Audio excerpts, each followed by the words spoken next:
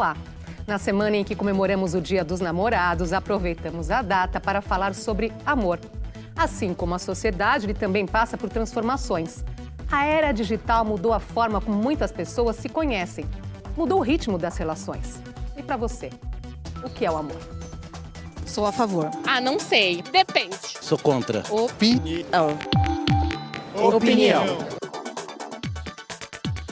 O amor está muito relacionado ao cuidado, à parceria, construir planos juntos. Companheirismo, confiar em alguém. Um tem que apoiar o outro sempre. Cumplicidade e muita paciência. Não é só beijinho, não é só abraço. O amor é um sentimento muito grande e muito forte. O amor ultimamente está muito superficial e muito líquido. No amor e na família não existe nada imediato. É o tempo, é a experiência, a convivência. As coisas simples. Esse é o amor. Para conversar sobre o amor, nos dias de hoje, recebemos a psicoterapeuta de casais e filósofa pela USP, Célia Horta, o psiquiatra e psicoterapeuta Luiz Cuchinir, do Instituto de Psiquiatria do HC, e a psicóloga clínica Lígia Baruch. Que bom que vocês estão aqui hoje com a gente. Obrigada. Nosso tema hoje é o amor nos dias de hoje. Então, se falamos nos dias de hoje, partimos aí do pressuposto de que o amor muda, não é? Então, quais as principais mudanças aí nos últimos tempos? Eu achei bem interessante, Andresa, o depoimento das pessoas, porque é justamente isso, né? O casal, o amor hoje é muito mais voltado para uma relação horizontal, diferentemente de antigamente, né? Em que havia uma verticalidade nos relacionamentos. Então, é isso, é uma busca pela igualdade, pela equidade quando existe desigualdade, existe uma abertura muito maior para outros tipos de relacionamento, então um atendimento à população LGBT+, relacionamentos não monogâmicos, relacionamentos também que se formam a partir de duas famílias diferentes. Então, realmente, existe uma tendência, né, a uma busca pela felicidade, pela satisfação pessoal e do outro. Isso, é claro, acaba interferindo também na questão da dissolução do casamento, né? Porque as pessoas falaram também nessa questão do líquido, né? Do relacionamento líquido. Então, sim, com essa situação de mais liberdade, de mais autonomia e independência, e busca pela felicidade, sim, as pessoas não estão mais dispostas a manter um relacionamento insatisfatório, por exemplo, teoricamente fadado a ser infeliz. Doutor Luiz. Eu fui atrás do amor, mas de onde vem esse amor, né? E eu disse, não, mas amor não ele não nasce na relação homem-mulher, nem na relação de casal. Amor, ele é bem anterior a isso. Se começa a aprender o amor, primeiro mãe, pai, né?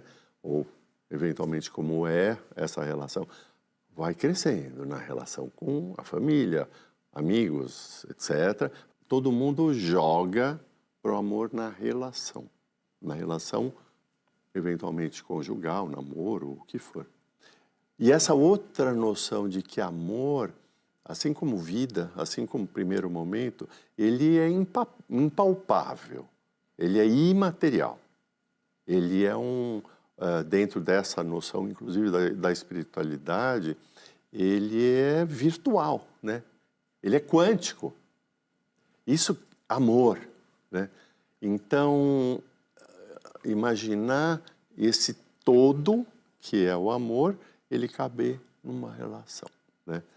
Então, eu acho que quando a gente fala amor, a gente está indo por muitos campos. Uhum. Agora, se né, a sociedade, as mudanças na sociedade moldam a forma de amar, quem dirá nessa era, né, a era das redes sociais, não é, Lígia? Você justamente estudou esse assunto, escreveu o livro Tinderelas, que fala justamente dos aplicativos de encontro. Como é que eles mudaram a nossa forma de escolher parceiros? Sim, muito importante isso que meus colegas já começaram a falar, né? Porque o amor é o grande tema do humano.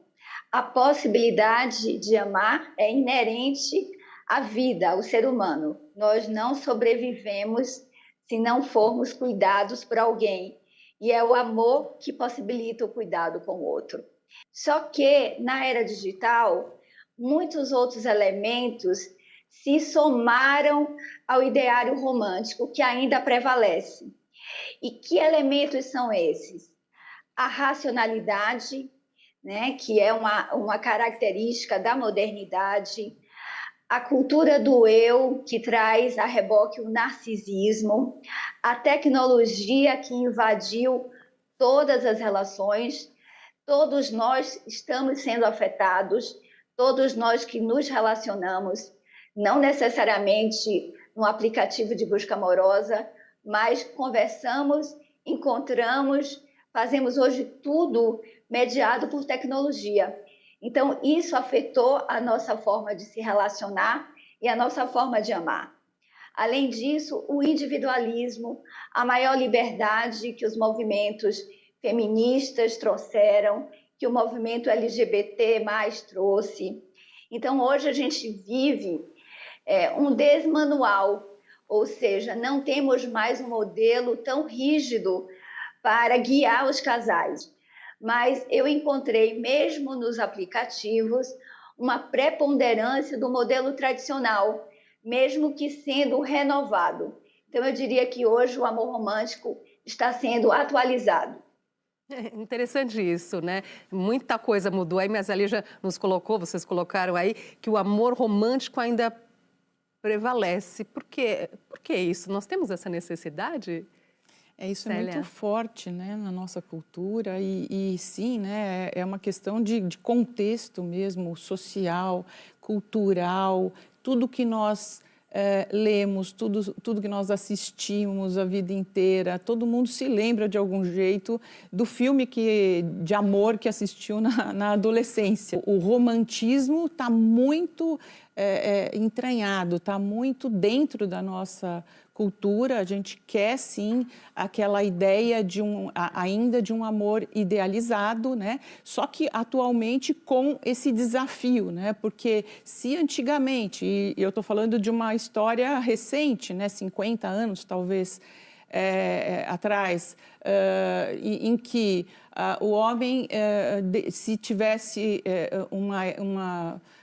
preferiria, vamos dizer, uma mulher mais com o papel de esposa e cuidadora da casa e dos filhos, né? E quando tinha que buscar uma satisfação da sexualidade, do erotismo, muitas vezes procurava uma amante e isso era, inclusive, absorvido pela família e pela mulher, né? Hoje o desafio é maior, né? Se eu tiver que me relacionar, eu vou querer na mesma pessoa a previsibilidade, a estabilidade do relacionamento, que seria essa ideia mais do parceiro oficial. Ao mesmo tempo, eu quero a imprevisibilidade de uma relação amorosa mais voltada para o que era antigamente a figura do amante. Um desejo de algo muito mais complexo.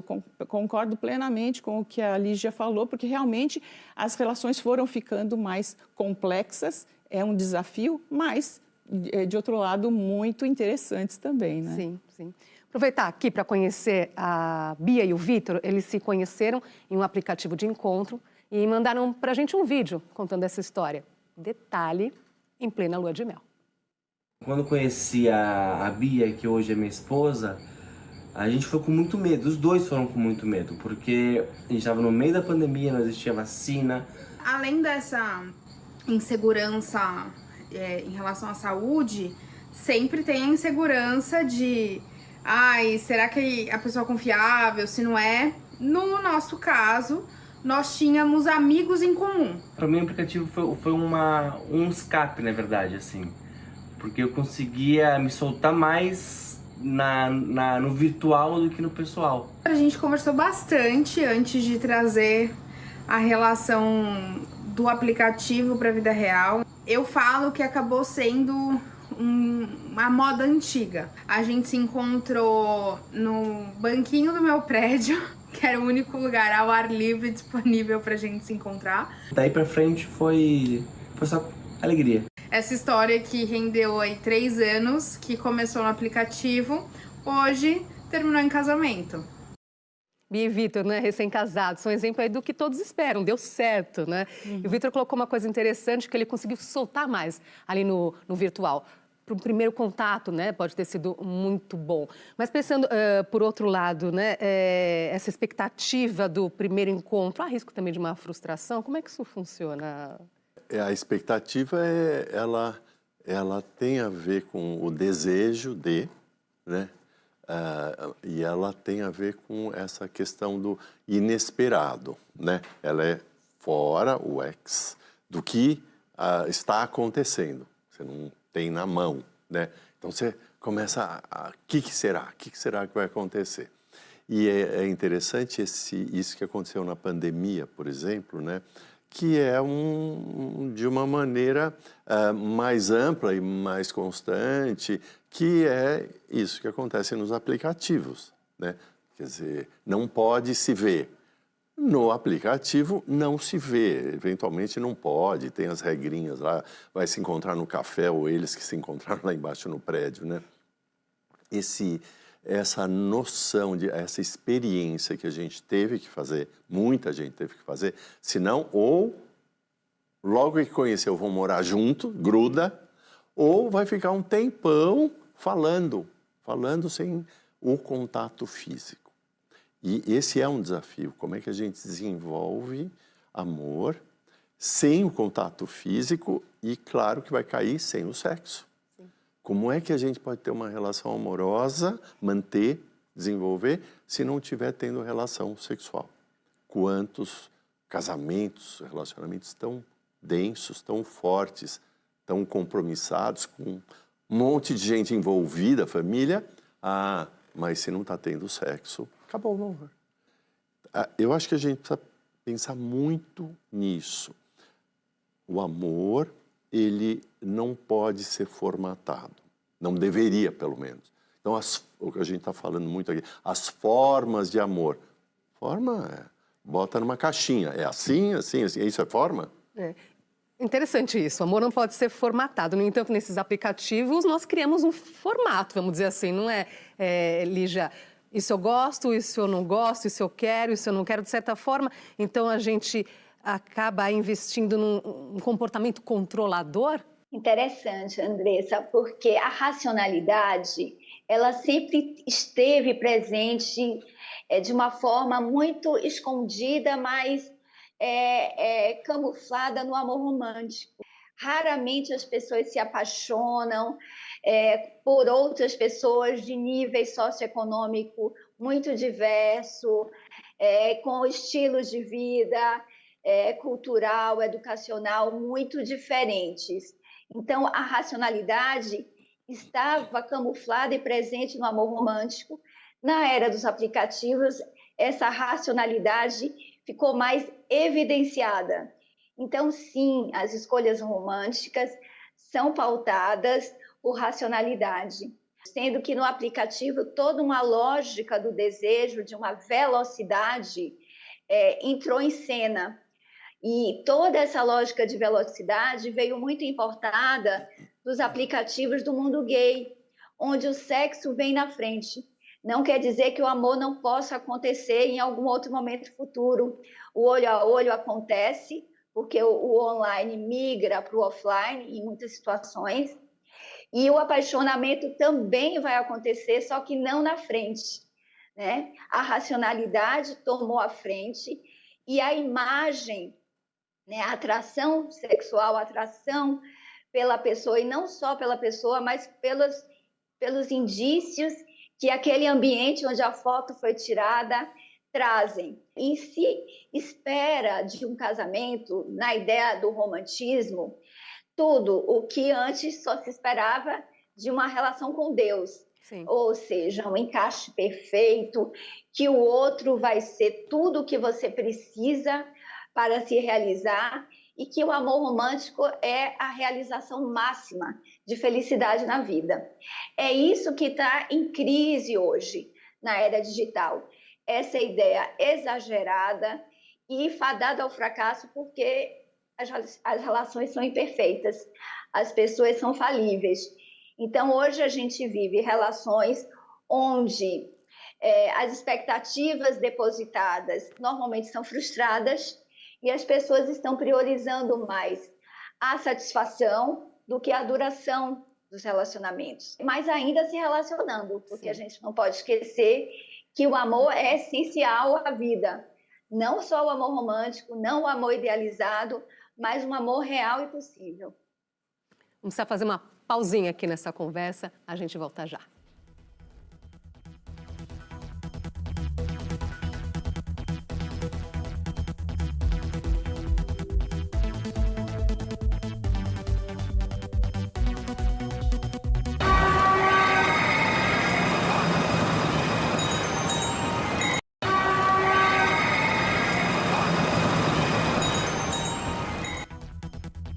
Voltamos a conversar sobre o amor nos dias de hoje com a psicoterapeuta de casais, Célia Horta, psiquiatra e psicoterapeuta Luiz Cuchinir e a psicóloga clínica Lígia Baruch. Nessa mudança aí da sociedade, as relações estão assim mais descartáveis? Não sei se esse seria o termo correto, Célia, mas essas pessoas pensam menos na hora de romper, acabar uma relação? Olha, Andresa, eu tenho um certo desconforto em relação a essa palavra descartável.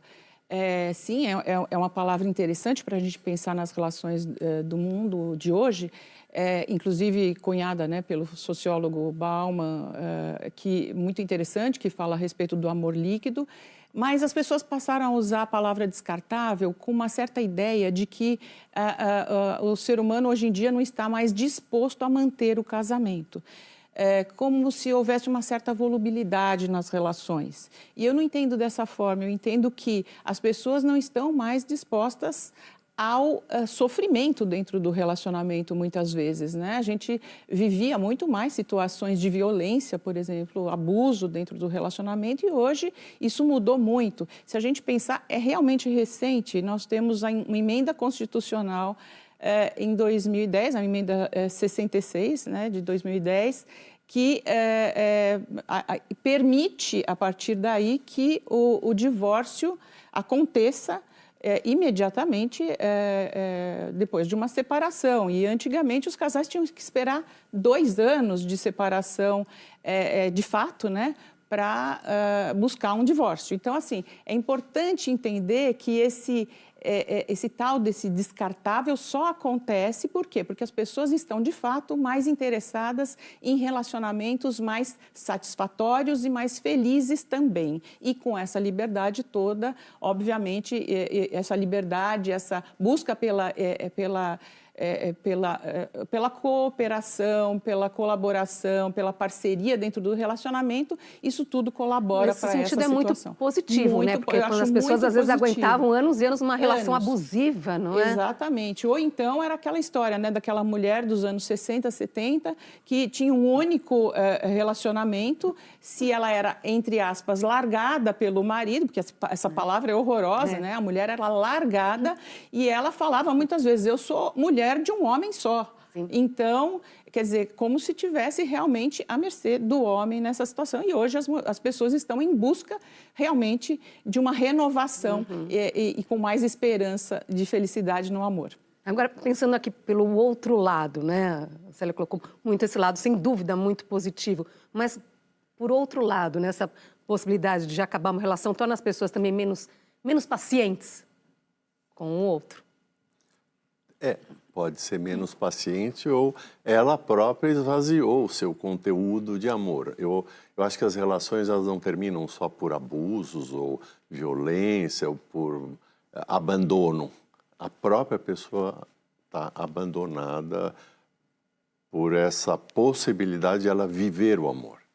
Então, essa liberdade de poder dizer, olha, não tem amor mais. E não é porque o outro me agrediu, não é porque o outro me traiu, ou o que for, né? Essa conscientização de que eu quero ou não ficar dentro de uma relação, quem sabe não, porque eu não amo mais.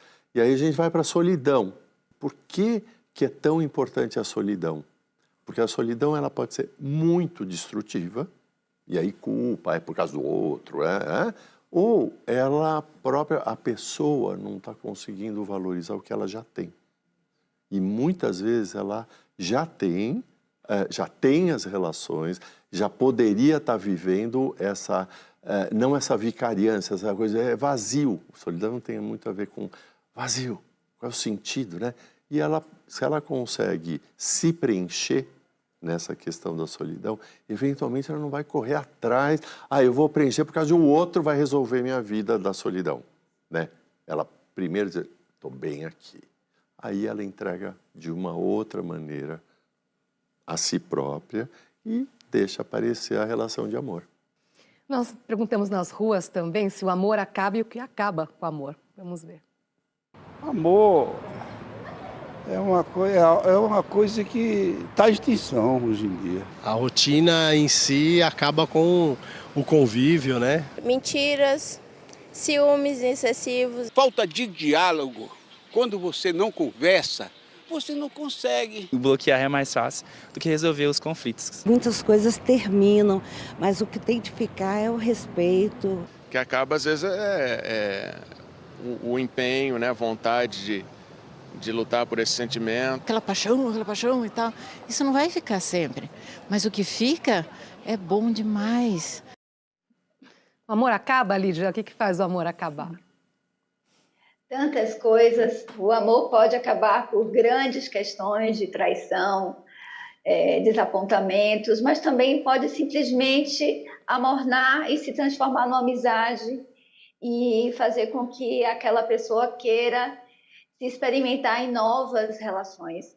Acho que essa é uma das grandes mudanças, né? Acho que hoje, quando o amor acaba por grandes ou pequenas coisas, a gente pode entender que o projeto amoroso segue, porque as pessoas não desistiram de amar, elas só não querem ficar tão aprisionadas aos velhos modelos. Célia.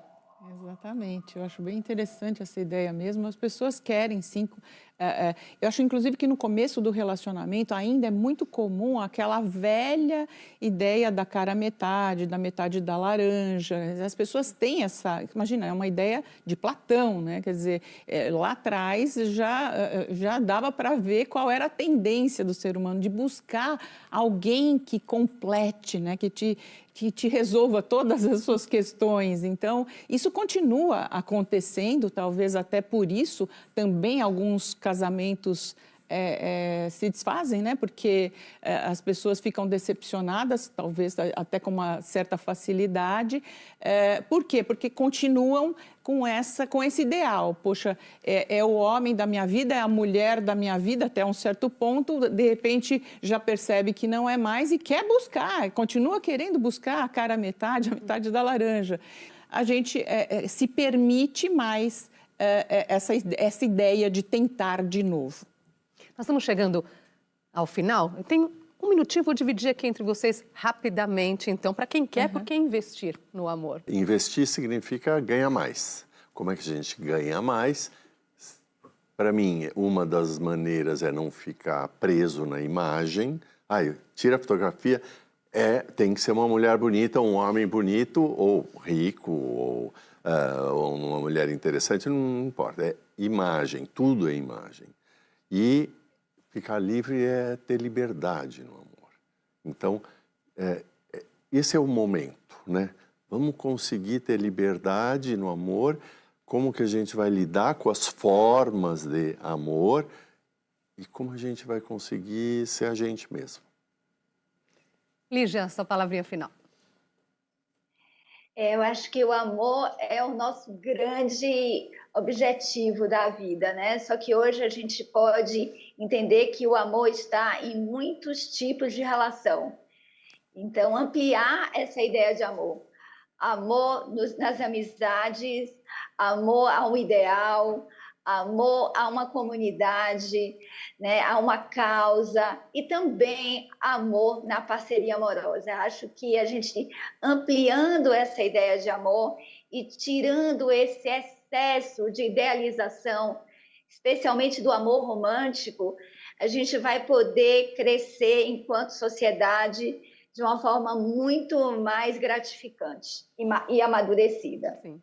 Eu sou, apesar de super a favor dessa liberdade, dessa possibilidade de buscar situações novas e mais felizes, eu sou muito a favor também do relacionamento longo, porque o relacionamento longo permite essa quebra de idealização e a pessoa passa a se relacionar muito mais com uma realidade, né? E eu acho muito interessante você pensar que, apesar de o seu parceiro de um relacionamento longo conhecer seus defeitos, ele mesmo assim quer ficar com você. Isso é muito gratificante. Então, eu gosto muito daquela frase também, falando a respeito de relacionamentos longos, do Nietzsche, né? Que é uma questão, né? Com quem você quer conversar lá na frente, na velhice, né? Eu acho muito interessante, porque isso também é importante pensar quando a gente está iniciando até relacionamentos, né? Que a coisa não está só no campo, obviamente, sexual, que também essa relação amorosa precisa chegar nas conversas